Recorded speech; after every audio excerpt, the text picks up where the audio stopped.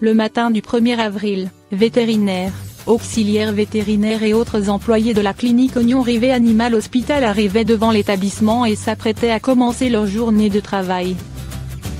Au pied de la porte principale de l'établissement situé dans l'État du Vermont, nord-est des États-Unis, on avait déposé une boîte en carton. Quand ils ont fait une étonnante découverte. L'équipe de la clinique vétérinaire pensait savoir de quoi il s'agissait. Vraisemblablement, quelqu'un ne voulait plus de son animal et avait décidé de l'abandonner.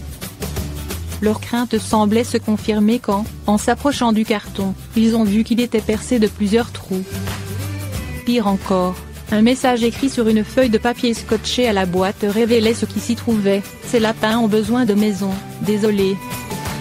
De l'angoisse au sourire, ils se sont empressés de l'ouvrir, s'attendant à sauver de jeunes lagomorphes non désirés, peut-être malades ou, pire encore, décédés.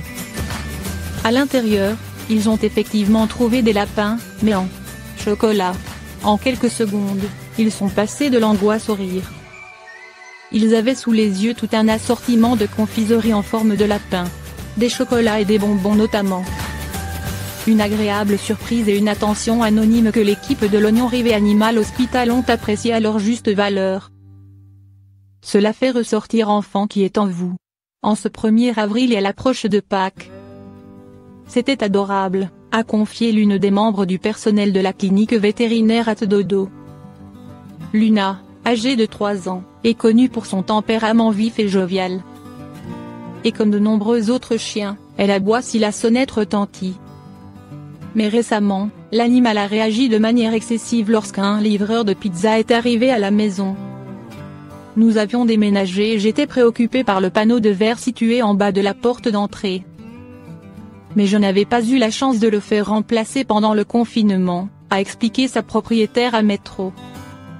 Contre toute attente, Luna, surexcitée, a foncé sur la porte. Nous n'aurions jamais pu imaginer que quelque chose comme cela se produise, a ajouté Debbie Sisman. La chienne, blessée, a reçu de nombreux soins après avoir fracassé la vitre. La chienne a été retrouvée gisant sur le sol. Ses pattes étaient recouvertes de sang et de morceaux de verre.